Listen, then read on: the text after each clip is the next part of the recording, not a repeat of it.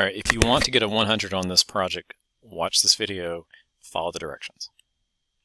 Follow the directions. Follow the directions. Our whole thing about simple machines is simple machines involve work. If we go back to the very first part of the year, we had law of conservation of energy. And so the idea was that energy in always is going to equal energy out. All right, remember this was measured in joules. And when we talk about work, conveniently, work is also measured in joules, which basically means it's kind of like energy. Thus, the work that we put in equals the work that comes out. Work in physics is not going to a job. Work in physics is mathematical. Work is pushing something and moving it.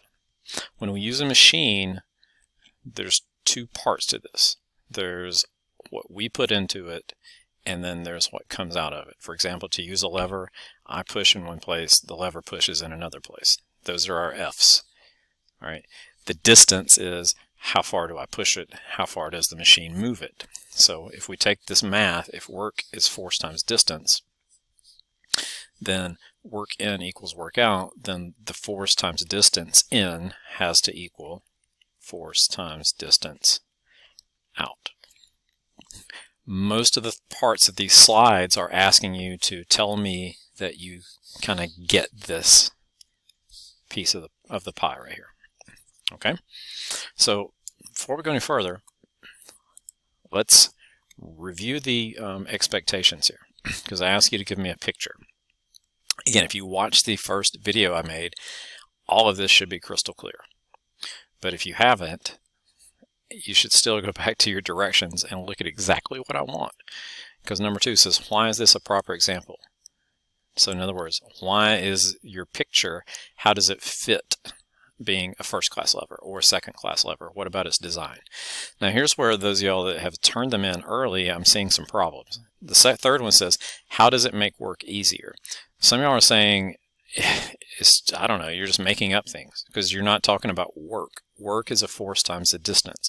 What I want you to discuss, and not even discuss, what I want you to write in like one sentence is, how does the machine mess around with the F and the D, the force and the distance? As it says right here, does it multiply your force or does it multiply your distance? The answer to this for almost every slide is going to be, it multiplies my force. That's it. And number 4, again, you're either going to have to do a little research for or watch the video I made. It says, how do you figure out the mechanical advantage of the machine? Well, you're going to need to give me some measurements because mechanical advantage is about ratios. And so you're going to have to tell me what it is that you need to measure. Once you know that, number 5 gets to be pretty easy because it says, so how would you change up this particular example to give it an even larger mechanical advantage? So your answer to that should simply be talking about making something bigger or longer or making something else smaller, something about that. And then the last part is this trade-off thing. Again, I don't think either you're not reading the directions or you haven't watched the video, because some of y'all are saying the trade-off is I might get my finger cut. Well, no, that's not the trade-off. The trade-off has to do with force and distance. It tells you right here, read it. It says work equals force times distance, and the machine doesn't change work. Therefore, if a machine multiplies your force, then the trade-off is that you're going to have to increase the distance of your input. Although I've already gone through and made a video, I took an example here of one student's really good work so I can use to show you as an example of how this can be done very simply, very efficiently, and we get 100. Okay, so let's go through her slides. She's got a first class lever and she tells us why. She identifies where is the fulcrum as it relates to the effort and the load. Again, if these words are foreign to you, then you probably didn't watch the video. The fulcrum is our balancing point, which is right here. Okay, it's in the middle of the effort. Effort is going to be on this side because that's where we chop. And the load or the resistance is going to be on this side. The fulcrum is in the middle.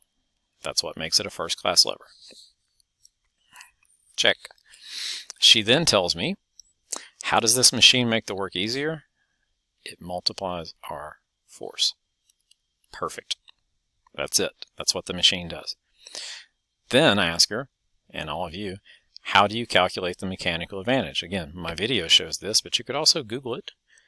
She divides the effort arm by the resistance arm. Well, again, you've got this information somewhere. The effort arm is this length. It's the length of our effort side.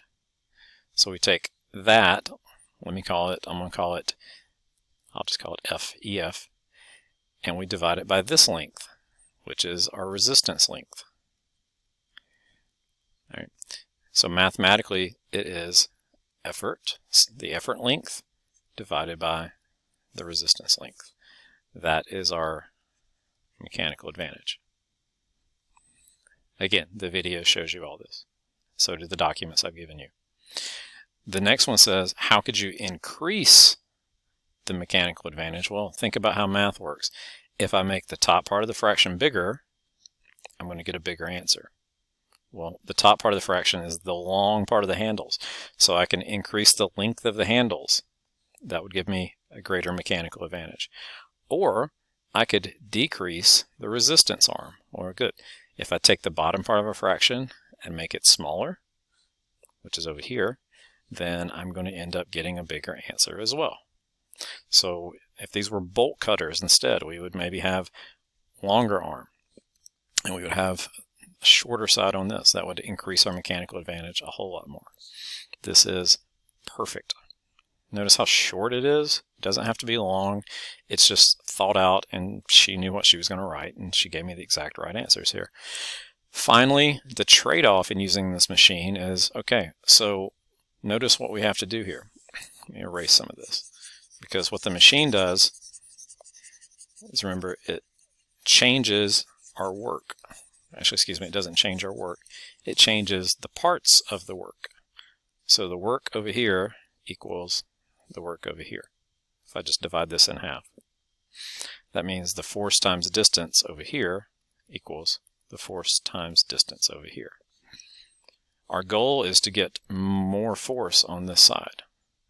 Well, if I get more force, again, think about how numbers work. If I make F bigger compared to what it is over here, then for me to still balance everything out, I've got to increase something over here on this side. And I can't increase the force because the force was increased on the left side. So the only thing left for me to increase is distance. So notice what happens is that on the resistance side of the machine, if I'm increasing the amount of force here, notice what we have to do. I have to increase the distance that we move something over here. So for me to get the loppers to chop just a tiny little bit, I have to move the handles a significant amount. So notice what she writes. The trade-off in using this machine is that if the machine increases our force, then we will have to move a greater distance. This is almost going to be the same trade-off on every single one of these machines, particularly if your answer is like it is on number 2. So if the machine multiplies our force, then the trade-off is that we're going to have to move a greater distance to balance that out.